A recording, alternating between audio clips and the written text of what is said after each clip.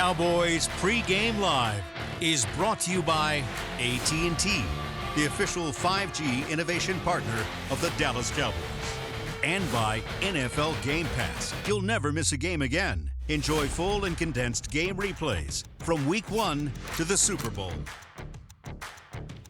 For just the second time in franchise history and the first time since 2006, the Dallas Cowboys are in Jacksonville at TIAA Bank Field. It's Week 14 of the NFL season, and the Cowboys taking on the Jacksonville Jaguars. Welcome in to Pregame Live, presented by WinStar World Casino and Resort. We are live from the Star in Frisco with Barry Church, Isaiah Stanback, Nate Newton, Haley Sutton, and we've got Nick Eatman out at TIAA Bank Field in Jacksonville, a.k.a. the house that Barry built back in the day. How about that? You know, there was a Sacksonville team back in 2017. Barry was a part of that defense. And how do you get all those sacks? Great coverage, and that's what Barry was doing on the back end of that defense. I'm Kyle Yeomans. Glad you're with us. Gentlemen, it's easy money for the Cowboys today in terms of playoff scenarios. Easy to figure out. Win or tie, and you're in. That's all you got to do for the Cowboys today. A loss makes things a little interesting as we take a look at some of the playoff scenarios. This is all it is. This is it for the Cowboys. You either win or tie, you're in. Or if Detroit loses or ties, or if Washington loses against the New York Giants today, you will be in the playoffs. But the Cowboys aren't necessarily looking for playoff berths. They're looking to still win the NFC East. And, of course, a battle next week with the Philadelphia Eagles could certainly set up a potential for that. But you got to take care of business in Jacksonville first and avoid some slow starts, Barry. Yeah, Kyle, it starts one game at a time. This team needs to worry about Jacksonville and what they can do to beat this team. We understand this team the past 2 weeks have slept walk against teams that they should have dominated. Go in here, handle your business, and then we'll talk about playoffs next week. I'm with you, Barry. All you can do is control the controllables, and that's go out there and take care of this victory today. You're on a one-game season every single week in the NFL. If you're looking too far forward, you're going to get left behind. Great special teams, good running game, solid defense. You'll win every time. Don't worry about scenarios. All of them point to you winning anyway. And focusing on yourself, certainly, because the Cowboys have won 4 straight, but it hasn't been perfect, especially from Dak Prescott's scenario. 9 interceptions in 8 games this year for Dak Prescott. Isaiah, I'll start with you on this one as a former quarterback. What does it say to the fact that he hasn't had these struggles in the past, but there are some struggles this year in terms of throwing the football to the wrong team? Yeah, I think there's been a hiccup in terms of the continuity of him and these receivers. I also think that the communication has been off in terms of his reading of the coverage versus the receivers' reading of the coverage. And then what you've seen as of late is he's just trying to force the ball. I think that he's kind of relaxed on his mechanics of actually throwing the ball as a quarterback. And he's relying on simply just gunning it in there. And when you typically do that, that's when Barry comes in and says tips and overthrows. Got to get those. I'm going to rely on you, Isaiah, on that right there. I see him where he's forced, where he's tense, where every play he's living life or death. Calm down, Dak. Ease your demeanor and just be okay with yourself and throwing the ball. Yeah, I think we all understand Dak Prescott needs to play better. I feel as though I still believe that this team can only go as far as he takes them. And when it comes to these interceptions, I didn't play the position, but on the defensive side of the football, it looks to me like he's staring down his targets. No matter what the defense has out there, he's going to throw it to either this target or that target. And if your guys aren't open, don't compound the issue. Don't be afraid to check it down to Tony Pollard. We see what he can do in space out there. Don't compound the issue. Go ahead and make sure your offense is clicking on all cylinders. Last year, the Cowboys were winning games much like they are this year, but it was a roadmap of mistakes that led to the loss in the wild card round. That's why we're talking about this, because the Cowboys got to avoid some of those bugaboos and taking that all the way into the playoff season if they really want to have some success and make a deep run this year. Now, Dak Prescott does have a new target to throw the football to as well. T.Y. Hilton signed earlier this week. We will have to wait another week to see him on the field. He is inactive against the Jacksonville Jaguars today, but here is the career numbers, the career stat sheet for T.Y. Hilton. Adding a veteran wide receiver into the group, Barry, how could this help this offense? Look, I think this is a good signing for the Dallas Cowboys. T.Y. Hilton, he's a pro's pro, and I think once he picks up the playbook, he can be similar to Dalton Schultz out there, being that second security blanket out there, making those tough catches across the middle. And more importantly, I think he can be an extension of the coaching staff. He can show this young wide receiver room how to, the little nuances of the game, how to run routes versus zone coverage, how to get separation from defensive backs. So overall, I think it was a good signing. Hopefully we see him on the field next week. He's another valuable asset. He's a guy that's healthy, number one, so that means he's available and he can get the ball and he can do something with it. Yeah, he brings a veteran aspect. Yes, he brings a lot of wisdom, but ultimately he's another pass catcher that Dak Prescott can depend on when he decides to go his way. He's just one of those guys that has some speed too, maybe some separation. Barry, you were talking about the tight windows, throwing the football into. Maybe he helps widen that window out just a little bit to help out maybe CeeDee Lamb, Michael Gallup, and the rest of that wide receiving core. When we come back here on Cowboys Pregame Live, we're just getting started. We just talked about it. First trip to Jacksonville since 2006. When we come back, we'll head out to TIAA Bank Field and check in with Nick Eatman live on the sidelines with more Pregame Live after this.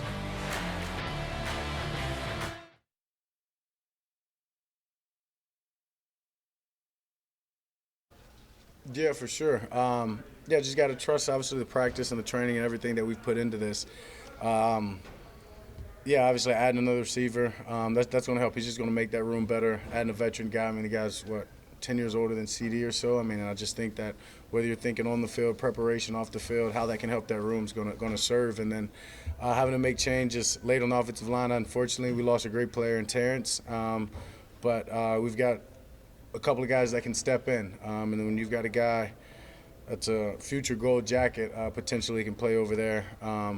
Yeah, you're going to, as I said, trust the training, trust the reps that we have, trust the way that we've been working this week at practice and moving forward on a lot of these things. And, yeah, it's important that we play our best ball. So it's just make sure we got to communicate. We take advantage of these reps as they've gotten shortened down in the latter part of the season. But we'll be fine. What have y'all done to gain more chemistry with T.Y.? I know Mike said that you guys spend a lot of extra time on offense after practice yesterday. Are y'all doing that every day, or how does that work? Yeah, Mets every day. That's not necessarily just for T.Y., but obviously it's going to benefit him. Smart guy. I mean, I just sat there with him and Kyle Valero and went over hand signals, plays, this, and that, and just honestly, he knows as much as anybody could, just showing up in the time that he showed up. I mean, he's pretty much got the playbook down at every position. But as I said, the guy's a vet. He's played a lot of ball. He's played with different coordinators and different systems, and so no surprise at all. I mean, obviously, and he's smart, so he'll speed that process up just from being the player and the guy that he is.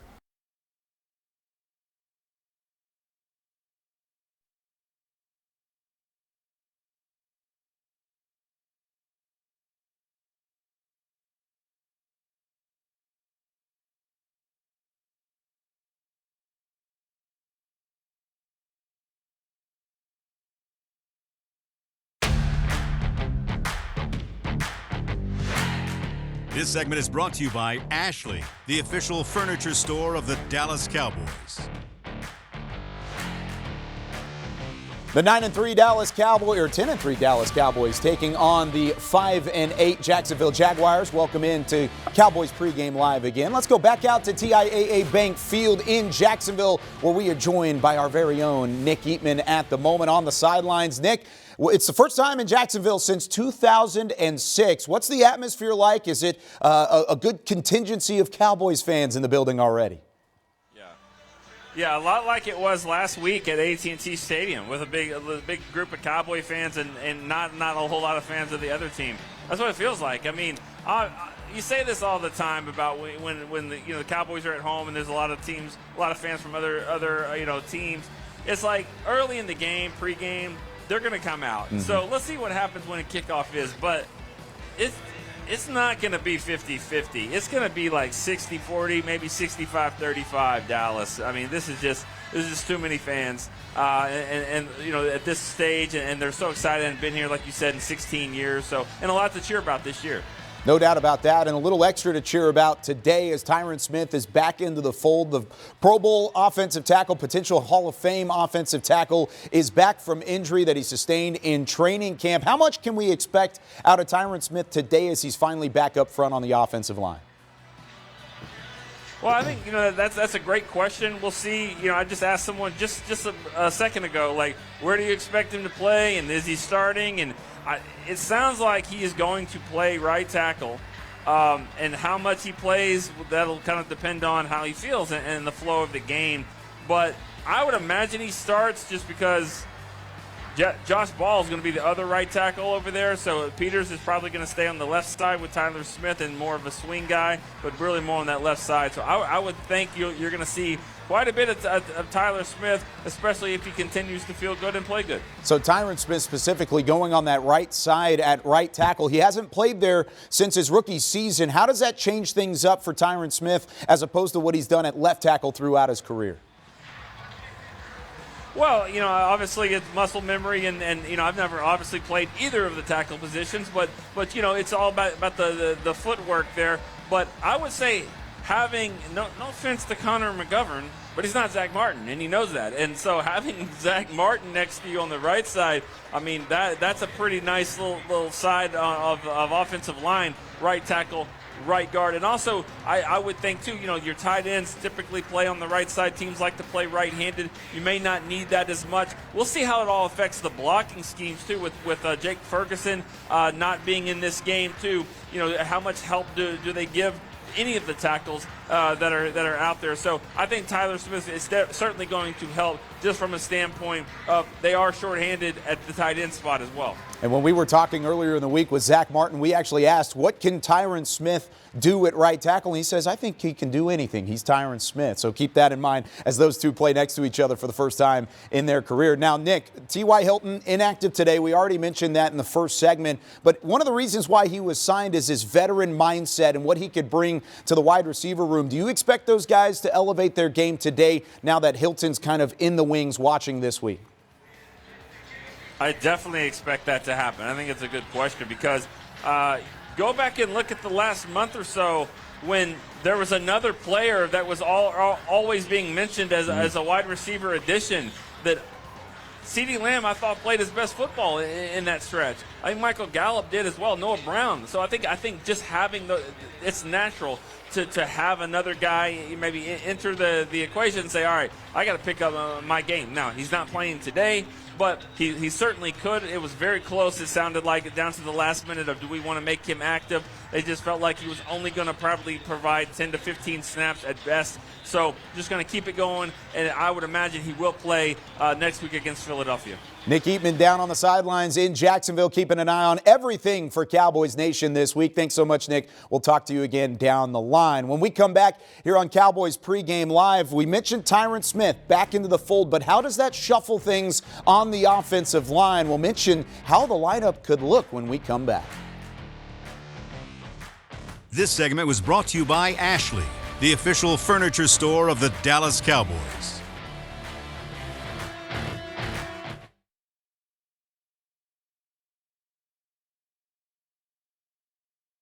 I think it shows that we've had some regular season success in this past couple of years, but I think we all know that that's not what we're shooting for. We're shooting for a deep playoff run, and so that stuff is all nice, but just want to keep stacking success, keep getting better, and getting ourselves ready for the playoffs. Now, obviously, you guys don't want to have a game like you had against the Texans where it requires a 98-yard drive to pull it out. But Dak said that those types of games teach you a lot. So what have you guys learned mainly from that game that you can kind of carry forward and probably help you in the playoffs when you run up against some more adversity?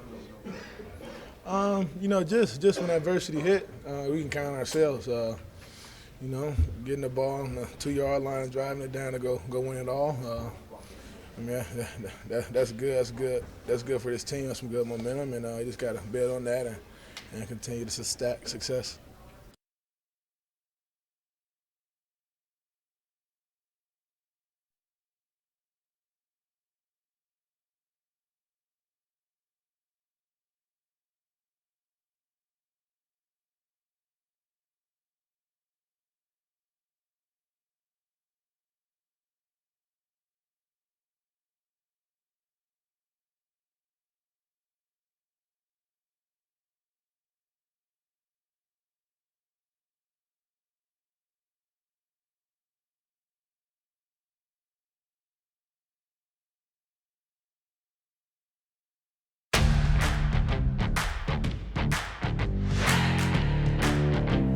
Cowboys pregame live here from the Star in Frisco as the Cowboys get set to take on the Jacksonville Jaguars week 15 of the NFL season. Back here with former Cowboys Nate Newton and Isaiah Stanback. I'm Kyle Yeomans from the Star in the Globe Life studios. Gentlemen, inactive list time. We already talked about T.Y. Hilton. He is on the inactive list, but a couple other notable names on there as well. Most notably, right there at the top, Jake Ferguson, the rookie tight end who has played significant snaps here in his rookie season. He is inactive with a concussion. This is not new information. He was ruled out after Friday's practice. Jalen Tolbert, inactive again. The new addition at corner who was picked up off of waivers this week, Trayvon Mullen, is inactive, and so is Jabril Cox, Will Grier, the third quarterback on the roster as well. Nate, I'll start with you. Let's talk about Jake Ferguson a little bit here. He's played significant snaps because he does a little bit of everything. How much has he missed on that offensive side? Big time. He will get in the way. He will set that edge for Tony to get outside. He's tough enough to do the wham blocks. I like his mid-range game as far as catching the ball. He's just a guy that'll do anything to help this team win. I think he plays an integral role in terms of them having their 4 tight end set. We see that happens a lot, and whenever the Dallas Cowboys have had that 4 tight end set, that means that they're usually ahead. That means they're usually keeping the ball on the ground, and they're controlling the time of possession, which we all know that Nate Dogg likes to have. So him not being in there, I think it definitely takes away from their versatility, but I think that you have a franchise tight end in that of Dalton Schultz. He should be able to fulfill whatever role and hold that he has missing. Nick Eatman said it in the last segment, too. Not having Jake Ferguson in the fold could affect how they help out Tyron Smith as well, because he is so good as a blocker. Even as a rookie, he's kind of grown to that point as well. Isaiah, without Terrence Steele on the right side, now you have Tyron Smith back. Is this offensive line better off this week without Terrence Steele in the fold, as long as you get a guy like Tyron back into the lineup? You know what, Kyle? I wish I could answer that question with a bolt of confidence, but I can't. Simply because of the fact I haven't seen Tyron Smith play right tackle. I mean, we know what he's capable of at left tackle, but I think that people believe that offensive linemen are like Legos and that they're just interchangeable. They're not. There's a reason why he's a left side player. Now, is he capable? Is he physically capable? Is he athletic? Absolutely, but I don't know if that's going to transition into him being successful at the right tackle position.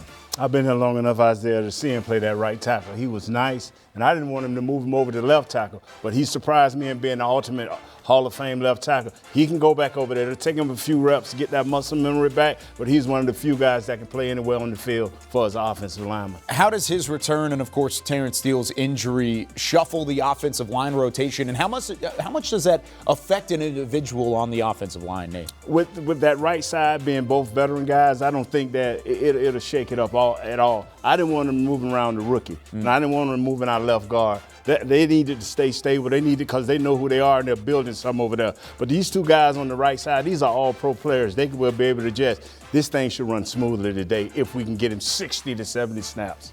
I hope it runs smoothly, Nate. I don't like the musical chairs personally. I prefer for Tyron to go back and be the Hall of Famer at the left tackle position. I think Tyler Smith's done a great job of filling in. I'd much rather see Jason Peters go over there, and then if necessary, then you can go ahead and bump a Tyler Smith out to right tackle instead of Tyron.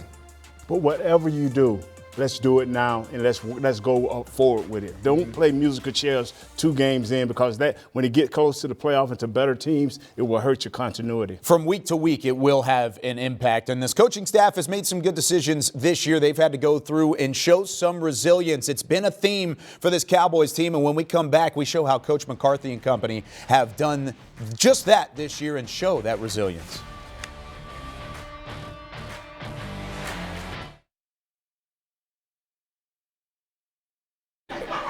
It's an impressive switch just because anytime you go from one side to the other, you kind of got to flip the plays, the footwork, everything in your mind. And, in JP's case, kind of on the snap of the finger, hey, we need a 98-yard 2-minute drill to go win it. So it was really impressive by him coming in there and doing that. When you got here, DeMarco was the every down guy. Zeke's been that guy for a good portion. What's the benefit? Is there a benefit for you guys up front when it's 2 guys or does it change? Does anything? I think it's a benefit for our football team, no doubt, just because those guys are fresh and they talk about it all the time. I mean, with 2 guys carrying the load like that, I've heard Zeke say it, there's really no excuse for, for them to gas out. They can just roll in and do their thing, and it's not like we have, there's plays here and there that are specifically for one or the other, but for the most part, we run the same plays no matter who's back there. So it's a huge benefit to our football team.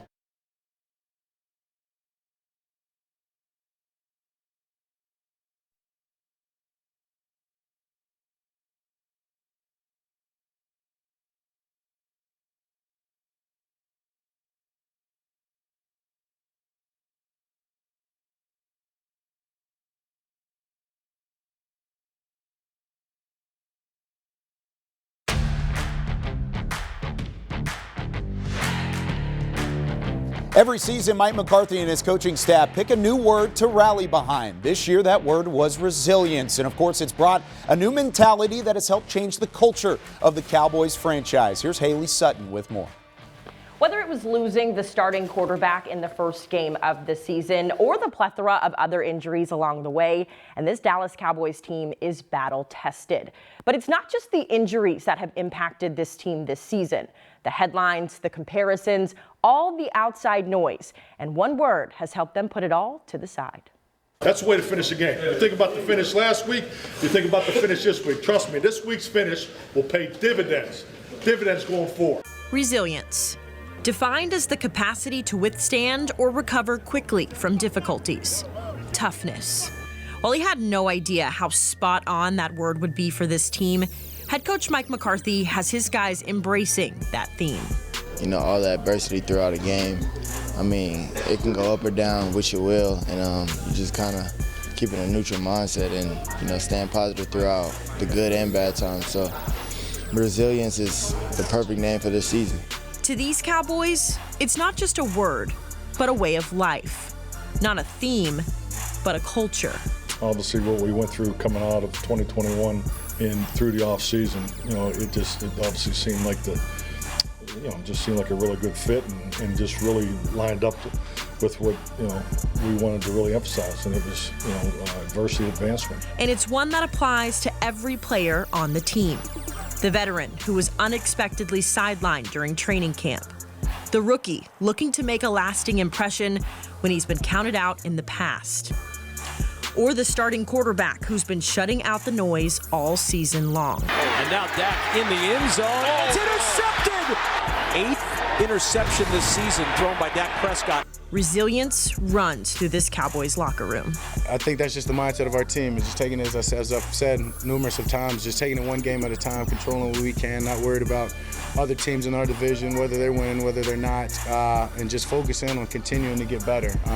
Because at this point, we know we're in that thing, so we've just got to make sure we're continuing to build on what we've accomplished, create some great momentum as we go forward, and just keep our chemistry very high and tight. And that resilience will hopefully carry them through one more game as they look to clinch a playoff spot this season. Here in the studio, I'm Haley Sutton. I'll send it back over to you guys.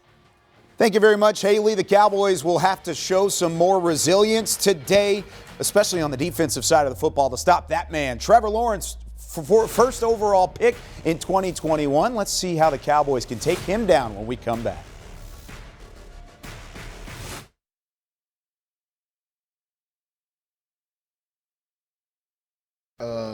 Brings experience.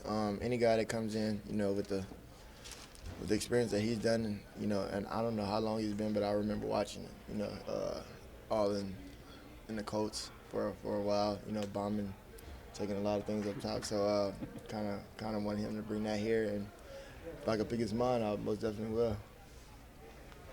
What impression has he made on you in the brief number of practices you've been in? It's only been the second one for sure, but today I've actually talked to him quite a bit more so than I did yesterday. And that's just, I mean, I feel like he has to get more comfortable here, and I let him know I'm available, you know, with anything that he has, you know, questions about. So just kind of him helping me and me helping him in a sense. Can he still run? Have you seen him? Oh, yeah, he can run. He can run. That's tough.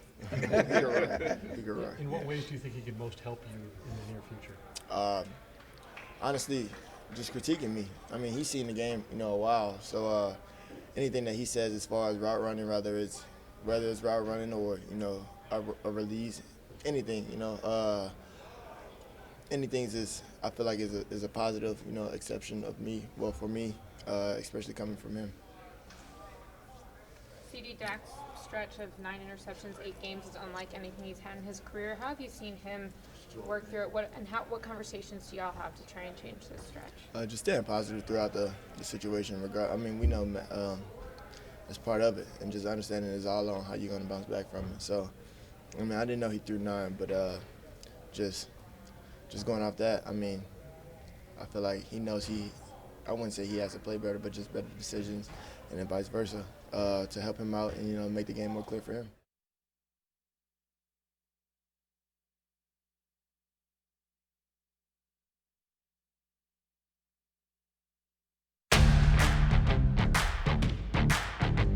Cowboys Pregame Live was brought to you by AT&T, the official 5G innovation partner of the Dallas Cowboys.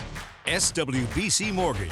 Join the more than 120,000 customers that we've helped define their happier way home. Visit swbcmortgage.com to find a pro today. And by NFL Game Pass. You'll never miss a game again. Enjoy full and condensed game replays from Week 1 to the Super Bowl. Give the gift of the Cowboys this holiday season with a Dallas Cowboys United membership and gift pack for your super fan. An annual fan club membership and fan pack for as little as $20. 'Tis the season. You can learn more at dallascowboys.com/united. Back here with Cowboys Pregame Live, Barry Church, Isaiah Stanback, and Nate Newton. I'm Kyle Yeomans. Gentlemen, Trevor Lawrence poises a test, another test for this Cowboys team. First overall draft pick last year out of Clemson. How tough is he to take down and to defend against, Barry, because he could certainly stretch the field? Yeah, it's going to be a tough test for this Dallas defense overall. I mean, we're starting to realize why this guy was picked number 1 overall. He kind of checks all the boxes. He has, the arm strength, big size, he got the football intelligence, and now that the Jacksonville Jaguars have surrounded him with the arsenal of talent out there, he's really starting to get used to it, and he's really starting to get a connection with these receivers and this tight end. So if the Dallas Cowboys aren't on their P's and Q's out there, Trevor Lawrence can have another big afternoon. Yeah, he could definitely hurt you, and I think that you have to find a way to get to him in the backfield. They've given up 22 sacks this year so far, and Dallas didn't have any last week. So they're going to have to find a way to add some pressure onto him, because if you allow him to sit back there and throw the rock, this dude has absolute cannon, and that thing is accurate. Stay in your lanes. He's a new age quarterback. He can throw. He's athletic enough to run. This kid will be all over the place, and he's the best quarterback we've faced in about 3 or 4 weeks. Keep that in mind, because he can stretch the field 10 yards or more down the field. He's been the best quarterback since Week 9 in the NFL, more so than anybody else. Patrick Mahomes, Josh Allen, nope. It's been Trevor Lawrence in terms of stretching the field. How does that test this Cowboys secondary, Barry? It's going to test them because they got a lot of young DBs out there. We're talking about Deron Bland. We're talking about Kelvin Joseph as well. We already understand offenses are going to key on those 2 young guys. They got some burners out there, Christian Kirk, Marvin Jones Jr. as well. So that young secondary will be tested. Hopefully they can have that calming factor with Curse out there to make sure they are all on their P's and Q's. But like I said, if they're not getting after this quarterback, it could be a long afternoon. I don't disagree with you, Barry, and that's why I was so surprised at the inactive list in terms of Mullen, our new waiver pickup, not being active this game, because we're now being forced to utilize our young DBs to go out there and have an impact against this plethora of receivers. Yeah, you've got Kelvin Joseph out there in the fold, Deron Bland. I mean, 2 young rookies that are going to have to play, or a rookie and a second-year player, having to play significant minutes against Trevor Lawrence. They're going to throw the football. Mike McCarthy said earlier in the week they expect him to run it, too. And we'll tell you about how they can slow down the run game on the internet side of things, because that does it on the television side. Join us for more pregame coverage on DallasCowboys.com right now. For Barry, Isaiah, and Nate, I'm Kyle. Enjoy the game, everybody.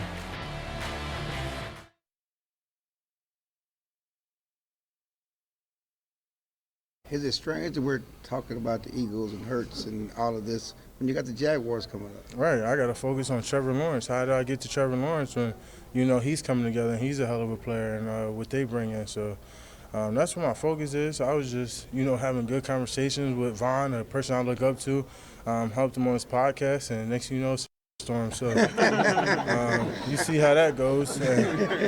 And we just talking football. I mean, not once did I ever disrespect Hurts or any other player in any way. I'm just talking football. Like, if football is a hurtful conversation, then what are we playing for? I think the job's more hurtful than conversation. Like, right. So, if we can't have opinions, I mean, you guys get to talk all day. Why can't we just talk a little chatter, So I don't understand what's so hurtful when we talk about each other. We're the players. We play every day. So, right. I think people should have opinions.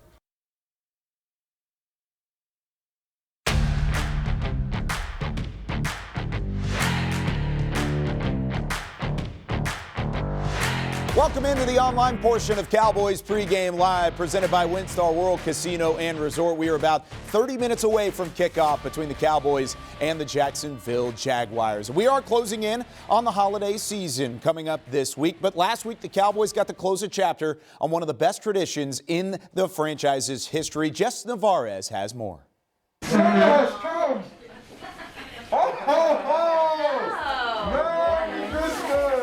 From taking hits on the field Sunday to hits on the heartstrings the very next morning. Santa Claus wasn't the only person coming to town, as the Dallas Cowboys and the Dallas Cowboys cheerleaders visited several children's hospitals in the DFW Metroplex. This morning's been very eventful, very exciting. Very thankful to be here, just to see, all these just pure souls just happy and, just being out here with my teammates and just giving back. The players handed out gifts. So when you got a big heart, we call him Big Bear because he's going to take care of you. Played games, took pictures, and the day wouldn't be complete without a moment of football. It was fun to see there was a patient that just tossed the football back to a football player, and so I think that was pretty neat and something that can look back into years later and say, I got to throw a football with the football player. And although fans are usually the ones to cheer on the boys come Sunday, the Dallas Cowboys players found themselves cheering on young patients across local hospitals in the Dallas-Fort Worth area. They're the epitome of resilience. Things get hard and they just continue to fight. We can take a lot. We can take a lot from them and learn a lot from them. They just don't know how strong they are and the impact that they can have on people like us. During a challenging time of the year for kids, families, and hospital staff, something as simple as a smile goes a very long way for everyone, giving those who watch them every Sunday a glimmer of hope. Yeah, and we walk in with the red bags full of the teddy bears. We're handing out the pictures, and yeah, when you're able to just give them that teddy bear. You know what this is right here? If you put it on and you really believe, it gives you a superpower. You gotta make a wish. Close your eyes. Make a wish. And give you a superpower. You gotta really believe, and everything's gonna work its way. Only you believe it, and you gotta make sure it's still in you no matter what. All right, that's what I like to hear. Recalling the kids they met and using their fight as motivation, both on and off the field.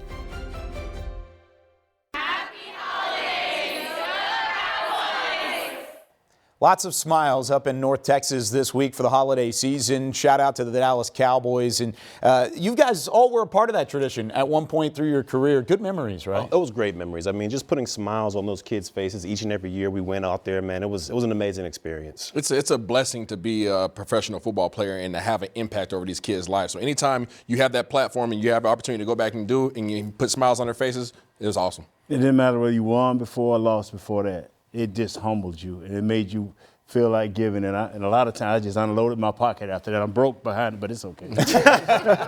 It puts it all into perspective. Absolutely. It really does. Yes, that football is just a game, and we're lucky enough to be a part of it and get to cover it on a week-in, week-out basis. But there is more to life, and that was a huge. It's a tradition I love talking about. It's really so much fun. It's emotional at times to even get to talk about it. But we do have a football game to talk about, so we are going to dive into it. The Cowboys nearly had the scare of their life last week because of the fact of almost losing to the Houston Texans. A team that had one win, had some mistakes early on. How do they avoid that, and how do they bounce back this week against Jacksonville? Well, first they got to get pressure on the quarterback. They got to make sure, Trevor Lawrence back there is having a heck of an afternoon. I'm telling you, he's better than both of the quarterbacks they played last week. So they've got to make sure Micah Parsons, D-Law, and the crew, they've got to make sure they make life hard for Trevor Lawrence back there, because with the weapons he has, if he has time, he can make this defense struggle a lot.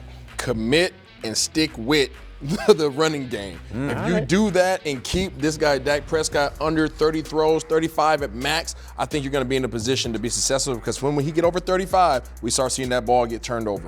Commit to stopping the running game. Make this kid win the game. If he's all that in a bag of chips, make him win the game.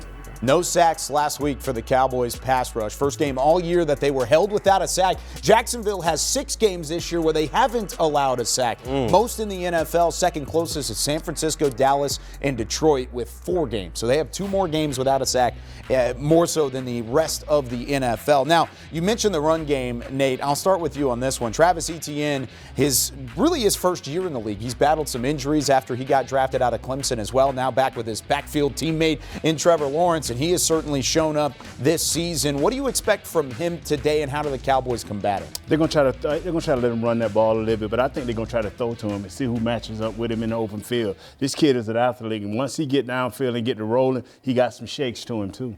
I totally agree with you. I think this is probably the most elusive back that the Dallas Cowboys have faced all year long. We've faced some of the best. Jonathan Taylor, Saquon Barkley, Cook, all these guys. But in terms of elusiveness, in terms of being able to be shifty, outflank you on swing routes and things of that nature, he can hurt you. They better make sure they hit him in the mouth. Yeah, they got to take away the space. I mean, we understand how the Jacksonville Jaguars love to use ETN out there, whether it's a dump off, a screen pass. They love to get this guy in space and see what he can do out there. So if you're a linebacker, take away the space. You do not want to be caught in the open field with this guy. He can make you look like a fool in a phone booth. So this is an interesting matchup for the Jaguars offense against the Cowboys defense because the Jags' strength, throwing the football, passing downfield. The strength of the Cowboys defense, pass rush, getting after the quarterback and allowing time for those big pass rushers like Micah Parsons, Marcus Lawrence, and Dorrance Armstrong to get into the backfield. So if you're Jacksonville, what do you want to do? Do you want to go with your strength or try and attack the weakness, which is the ground game and the run defense? If I'm Jacksonville, I'm going to go with my strength. I mean, you always got to rely on what your identity is, and their identity is throwing the football. But if I'm Jacksonville, also Trevor Lawrence, you got to get rid of the football. This guy holds the football back there entirely too long, and it can give those pass rushers, Dorrance Armstrong, Micah Parsons, D-Law, it can give those guys time to get back after there. So hopefully he holds on to the rock. If I'm the Jacksonville Jaguars, I am going to attack the Dallas Cowboys defense in the form of screen plays, trying to get the ball in NTN Jr.'s hands. That's going to slow down the pass rush. And then I'm going to take advantage of Dan Quinn's man defense and his ability to blitz by running pick routes. You'll see it a lot. These guys are going to run a lot of underneath routes and a lot of crossing routes to try to free up their tight ends and the receivers to have opportunities to get yak yardage. He can throw the ball, but you know what? Jonathan Hankins is out. I'm going to test that with ETN. I'm going to see, can you stop my run game, and then I'll kill you with play-action pass. So we have to be in our lanes. We have to be disciplined. Defensive tackle Jonathan Hankins, a pectoral strain last week. He's out up until it looks like the playoffs is what it is. He got put on IR, so at least 4 weeks for Jonathan Hankins. Good point there, but there's no secret in terms of the Cowboys offense and what they do well. That is run the football. How do they attack the ground game against Jacksonville, a team with a pretty stout front seven, but they are young? They are young, and if I'm the Dallas Cowboys, I'm doing what I've been doing the entire season. I'm sticking to the formula. You give Zeke, 15 to 20 carries. You sprinkle in Tony Pollard in there between 10 and 12 carries. I think both of those guys combined can make life hard for the Jacksonville Jaguars defense. Have a boring offense. You just have a boring offense. Run this doggone ball. Run the Nate Newton offense. Just keep the ball on the ground, okay? Forget the action flicks, okay? I want a nice, slow, just play the credits, okay? Play the credits and let these guys run the ball. I know Kellen Moore wants to throw this thing around. He's admitted it. That is his vice. But if you don't necessarily need to put this ball in the air all the time, you extremely negate your ability to be able to turn the ball over when it's in the hands of your running back. But their strength is their defensive, the ability to stop the run. They're giving up 115 a game. A 4.3, so that as a team, they play well. So you know what? Let's see what they can do. Let's put Zeke on them often and early. Yeah, that 1-2 punch is healthy with Zeke and Pollard, and they have been rolling over the last couple of weeks to see if that can continue on the other side. Now, what about the tight end position? We mentioned earlier Jake Ferguson not in the fold, but what about Dalton Schultz, your franchise tag player? Does he get more involvement with Ferguson out of the fold and maybe as you get deeper into the season? No, I think they're using them perfect as they are right now. I mean, we understand he's that security blanket, that 3rd and 5, that 3rd and 7 realm right there. He kind of thrives in that. Anytime Dak Prescott is in trouble, he seems to find Dalton Schultz, and he knows exactly what to do with the rock. So I think they're using him perfect. Don't overuse my guy right there. Overuse the run game, not the pass game. But I love what they're doing with Schultz right now. I don't believe that they need to utilize him more, but I believe that they will utilize him more. I think they've seen what's been shown on film over the past few weeks with Dak Prescott and him forcing the ball down the field. They're going to try to slow him down, bring him back down to underneath coverages, and dump it off to his safety net in Dalton Schultz. I think Dalton Schultz plays a big part. If we can throw to him more per game, we can up the pass ratio so Dak can have a good, clean game. And, of course, since he is on a franchise tag, Dalton Schultz is technically in a contract here. So you want to try and get the cash. You want to try and see if he's going to fit here. I mean, there's a lot on the line for Dalton Schultz over these next 4 games and then, of course, into the playoff run as well. He may not even be the best tight end on the field, though. Evan Ingram's on that Jacksonville sideline. He had 160 yards receiving last week. That'll be a challenge for the Dallas defense. But let's go back out to Jacksonville and hear from the Cowboys front office. Stephen Jones is now with our very own Nick Eatman. Thank you, Kyle. And as always, we're joined by Stephen Jones, Cowboys Chief Operating Officer. And Stephen, it was Drew Bledsoe, Terrell Owens, Bill Parcells. Those are the blast from the past. And that last time the Cowboys played here, does it look like these fans have missed the Cowboys here? Well, it's great to have our fans show up like this. Sure makes us feel good. My understanding This is going to be their largest crowd, biggest gate of the year, which is just outstanding. And I'm glad our fans are helping contribute to the Cons' pocket in terms of buying tickets. But it is great to see a lot of our own here. You know, the last couple of years on games where y'all have either struggled or lost, seems like there's always been a good bounce-back team. Bounce back from Green Bay with a big win against Minnesota. You did win last week. Let's not forget that. But didn't play as well as you probably wanted to. Do you expect a bounce-back performance? And you'll definitely have the Cowboys' attention here. I think it's more about the consistency. Obviously, if you take the first 2 series of last week's game, the offense and the defense, great. Take the last 2 series, great. The big goal line stand and then the big drive. But, I think, as you said, we won the game, but we got to be more consistent. And I think we'll do that. Now, you can't underestimate this football team. This is a good young football team. They got great pass rushers, obviously one of the best young quarterbacks in the league. So we'll have our hands full here, and we do need to play better or we're going to end up not winning one of these games. The decision not to play T.Y. Hilton this week, was he not ready as much as you wanted him to, or is he still learning the playbook? I think it's more just making sure that he's got that playbook down, that he's, his first week and put on some pads. We've got a good group of receivers out there anyway. Obviously just got Washington back, and we'll work him in due time.